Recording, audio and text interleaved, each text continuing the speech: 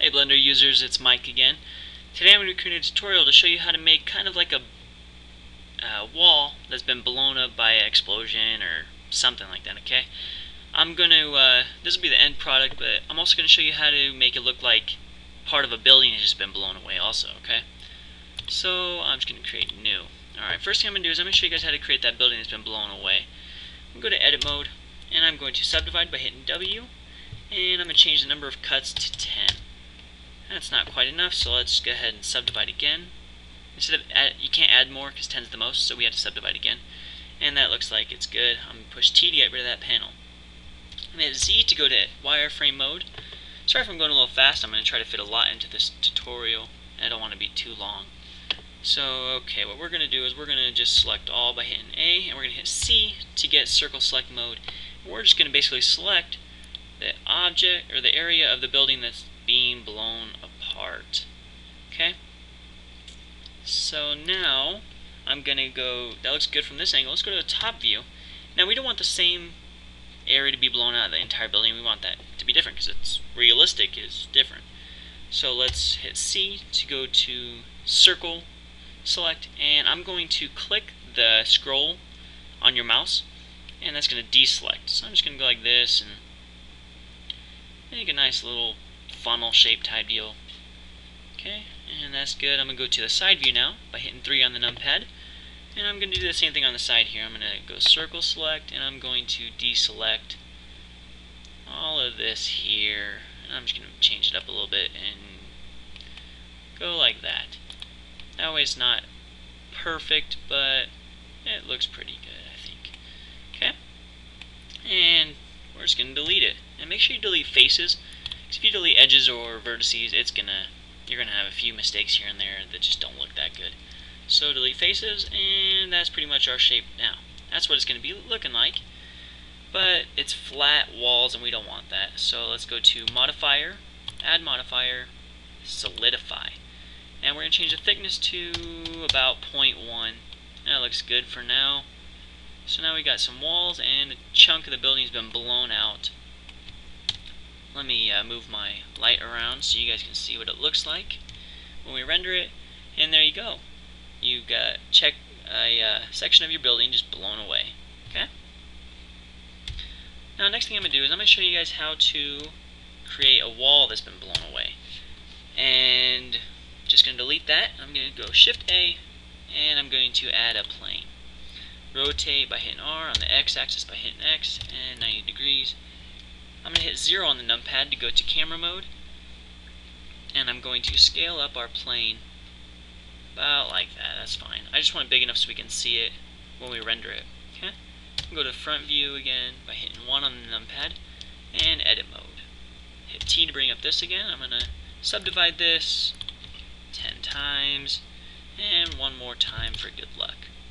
And get rid of that panel by hitting T. Alright, now I'm going to hit Z to go to wireframe mode, and A to deselect all. I'm going to hit C to go to circle select, and we're just going to select the part of the wall that's being exploded off of this. I'm just going to go like this, kind of like that. I guess that looks good enough for now. And okay, now select everything that's going to be deleted and delete faces. Now we've got this shape going. That's our general shape, right? But we don't want it blocky edges because explosions don't happen perfectly like that. So let's go into edit mode, and let's go ahead and hit Control, Shift, Alt, and M at the same time. And it's going to select the non-manifold parts of your object. So basically anything that's not touching another wall, basically, or another surface. But we don't want it to mess with this outside here, so let's just select this. And the reason the outside is selected on this is because it is a plane, so there's nothing else for it to touch. So now we've got just that selected, and let's actually select everything except that, so hit Control I to inverse, and let's go ahead and hide all of that by hitting H. Now hiding just takes it out of view so you don't have to worry about it or see it right now. Okay? Okay. Now what we're going to do is we're going to go ahead and hit O, so that way we enter the proportional editing mode, and that's just gonna basically edit everything proportionally to each other. And down here in our fall off menu, go ahead and select random fall off, so that way everything is randomized. It's not smooth, it's not anything like that, okay? So if you select one vertice and hit G, it gives you this little circle. Now everything inside that circle is going to be edited according to distance from the selected vertice. And we don't want that. We want everything to be edited proportionally the same. So we're just going to scroll out on our mouse and make it really big. Bigger the better. Essentially, that way everything is edited the same. Okay. Now that we've selected that, we're going to just drag that up like that. Yeah, good enough.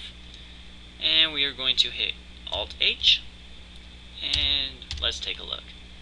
So now we've got this nice looking shape going for us. Okay. And we don't want that, so we don't want it to be flat. So let's go ahead and add that solidify modifier again, and make the thickness 0.1 again. So that way we have a nice shape going here, random edges going here.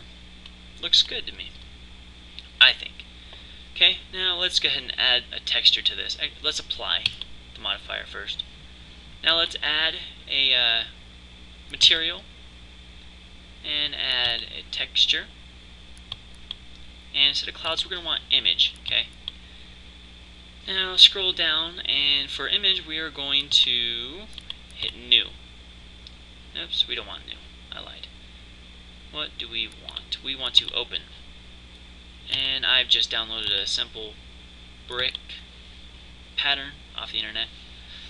And so now we've got that uploaded. For mapping, it's not going to be generated. We're going to actually UV map this. So select UV for the moment.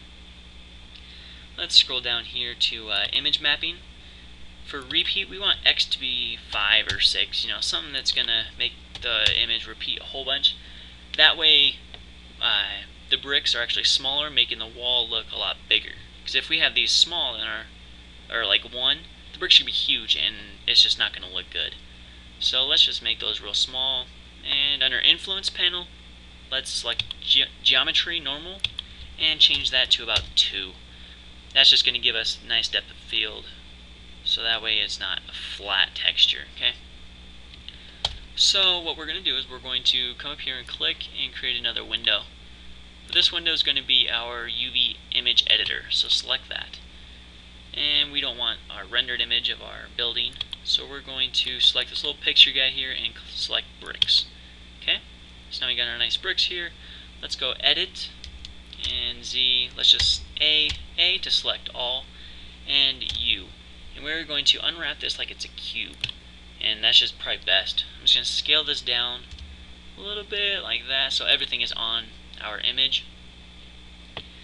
And that should be it. So let's render it and see what it looks like. There you go. You got a nice brick texture going here. It looks realistic. The mortar's kind of indented a little bit. Got jagged edges, so it looks like it's blown up. The more vertices you have, when you create that random edge here, the more jagged it's going to look, so it'll probably look a little bit better. Also, you can go in and edit your texture and make this just kind of look really like burnt, as if it was just blown away. Something, okay? But yeah, that's basically it. So I hope you learned a lot. Have a good day.